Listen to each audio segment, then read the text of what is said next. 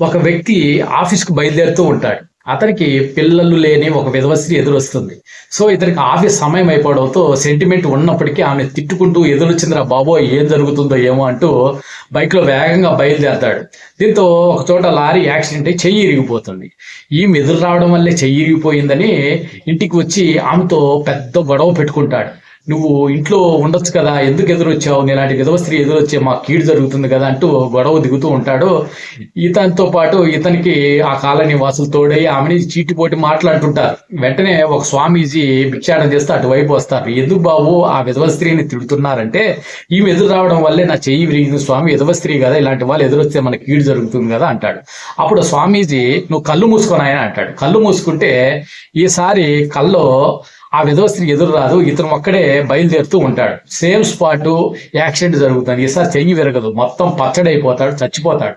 అతన్ని తీసుకొచ్చి ఇంటికి తీసుకొస్తారు అతని బాడీ, ఛిద్రమైన బాడీని చూసి, డెడ్ బాడీని చూసి పిల్లలు, తన భార్య, బంధుమిత్రులు భయపడిపోయి చాలా దూరంగా ఉండిపోతూ రోధిస్తూ ఉంటారు. ఇదంతా కల్లో చూస్తున్న అతనికి వణుకు పుడుతుంది. వణుకు పుట్టి భయపడి కల్లోంచి బయటకు వచ్చి ఏడ్చేస్తాడు. స్వామి ఏంటి ఇదంతా అంటే, వాస్తవంగా జరగాల్సింది నీకు ఇదే నాయన. ఈరోజు ఈ గండం గట్టెక్కిందంటే ఈ మంచి మనసున్న ఈ విధవ స్త్రీ నీకు ఎదురు రాబట్టి చిన్న దెబ్బతో నువ్వు బయటపడ్డావు, లేదంటే ఈరోజు నువ్వు చచ్చిపోవాల్సిన వాడివి, నాకు తెలుసు నాయన అంటాడు. నేను ఎప్పుడు ఈ కాలనీకి భిక్షాటన చేయడానికి వచ్చినా కానీ ఈ కాలనీ వాసులు చాలా మంది చిరాకు పడేవాళ్ళు. ఎప్పుడంటే అప్పుడు అడుక్కోవడానికి వస్తావని తిట్టేవాళ్ళు. కొద్దిమంది నిన్నటి మొన్నటి ఆహారాన్ని, పాడైపోయిన ఆహారాన్ని నాకు పెట్టేవాళ్ళు. కానీ ఈ చల్లని తల్లి తనకున్న దాంట్లో, తను వండుకున్న దాంట్లోనే నాకు కాస్త పెట్టి నా కడుపు నింపేది. ఈమె మంచి మనస్తత్వము నిజంగా నేను ఈరోజు కాపాడింది నాయన అని చెప్పగానే ఆ వ్యక్తి కన్నీళ్లు పెట్టుకొని ఆ విధవ స్త్రీ కాళ్ళపైన పడి క్షమించమని కోరుతుంటాడు. సో సొసైటీలో ఇలాంటివి చాలా చాలా మూఢనమ్మకాలు పేరుకుపోయినాయి.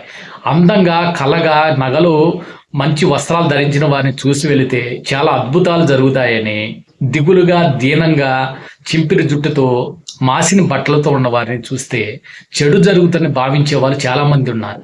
ఎందుకంటే అందరినీ ముంచి పైకొచ్చిన వాళ్ళు చాలామంది అందంగా మంచి బట్టలు ధరించి, నగలు ధరించి కనపడతారు.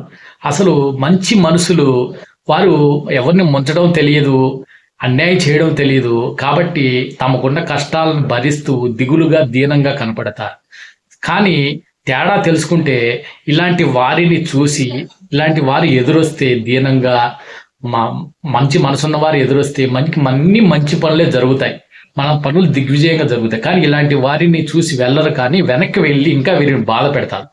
సో ఇలా మీరు ఇలాంటి సెంటిమెంట్లు ఎక్కువ ఉంటే మంచి వాళ్ళు, చెడ్డ వాళ్ళు ఎవరు కనుక్కోలేరు. కాబట్టి ఇంటి నుండి బయలుదేరేటప్పుడే జై శ్రీరామ్ అనో, లేదంటే శ్రీమన్నారాయణ, ఓం నమ శివాయ అను నామాలు జపిస్తూ బయటికి వస్తే ఎటువంటి నెగిటివ్ ఎనర్జీ పీపుల్ మనకి ఎదురైనా సరే మనకు అన్ని మంచిగా జరుగుతాయి. సో జై హింద్, జై భారత్.